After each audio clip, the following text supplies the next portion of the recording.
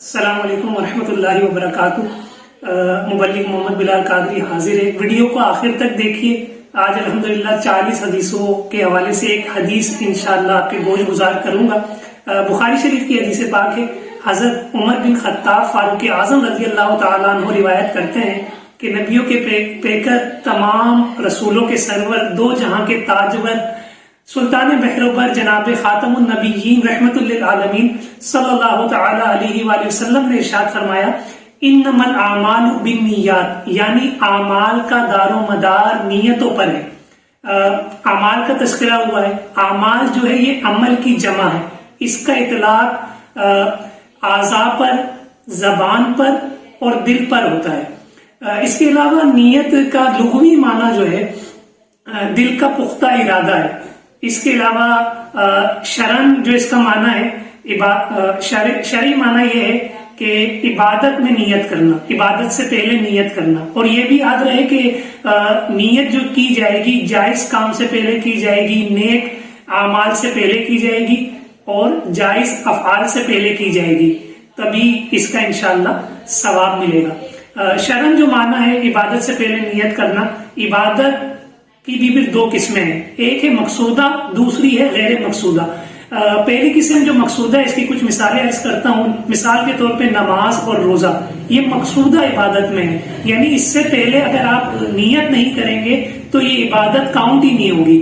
مثال کے طور پہ کسی نے نماز پڑھی لیکن اس سے پہلے نیت نہیں کی تو یہ آپ کی نہ آپ کو ثواب ملے گا نہ آپ کی یہ نماز ہوگی۔ اسی طریقے سے بندہ روزہ رکھتا ہے، اس سے پہلے کوئی نیت ہی نہیں ہے روزہ رکھنے کی تو یہ حصول ثواب بھی نہیں ہوگا اور روزہ بھی نہیں ہوگا۔ غیر مقصودہ کی مثال وضو اور غسل ہے، یا نماز کے لیے چل کے مسجد تک جانا، یہ غیر مقصودہ کی مثال ہے۔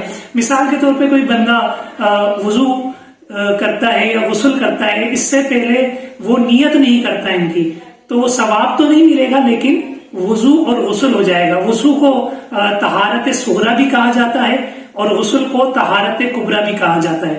الحمدللہ ہمیں چاہیے کہ ہم زیادہ سے زیادہ اچھی نیتیں کریں تاکہ ہمیں ثواب بھی زیادہ ملے۔ اس کے حوالے سے میں ایک بڑا ہی پیارا اور دلچسپ واقعہ عرض کرتا ہوں۔ حضرت مالک بن دینار رحمت اللہ تعالی علیہ، ان کا معمول تھا کہ حضرت امیر معاویہ رضی اللہ تعالیٰ عنہ کی بنائی ہوئی تعمیر کردہ مسجد میں یہ ایک عرصے سے اعتکاف کرتے۔ ایک دن ان کے دل میں خیال آیا کہ مجھے اس مسجد کا متولی بنا دیا جائے، یعنی یہاں کے انتظام کے معاملات، مینجمنٹ کے معاملات جو ہیں مجھے مل جائے۔ تو یہ اعتکاف کو انہوں نے بڑھا دیا اور رات بھر یہ عبادت میں مشغول رہتے۔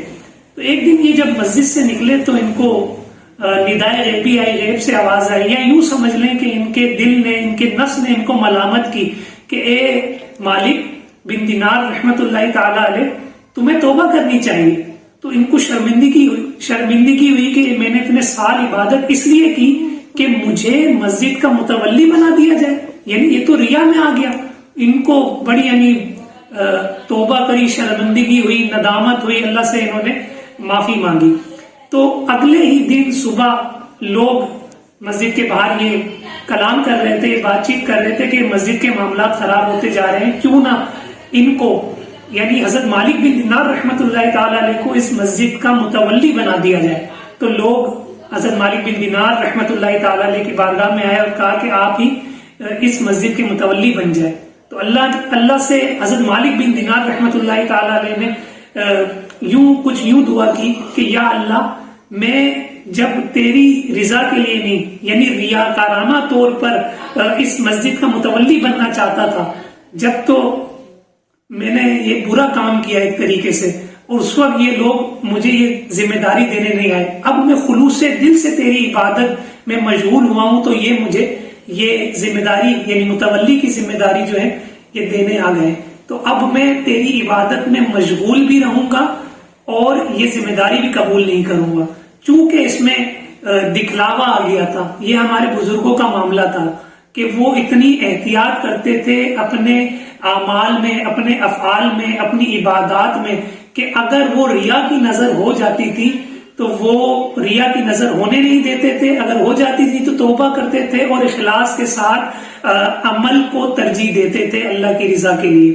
تو یہ ان کا یہ بھی ہوا کرتا تھا کہ اللہ کی رضا والے اعمال کرنے ہیں، دوسروں کو دکھانے کے لیے ہمیں اعمال نہیں کرنے۔ اللہ پاک ہمیں بھی اخلاص کی توفیق عطا فرمائے اور اپنی نیتوں کا قبلہ درست رکھنے کی توفیق عطا فرمائے۔ ویڈیو کو ثواب کی نیت سے شیئر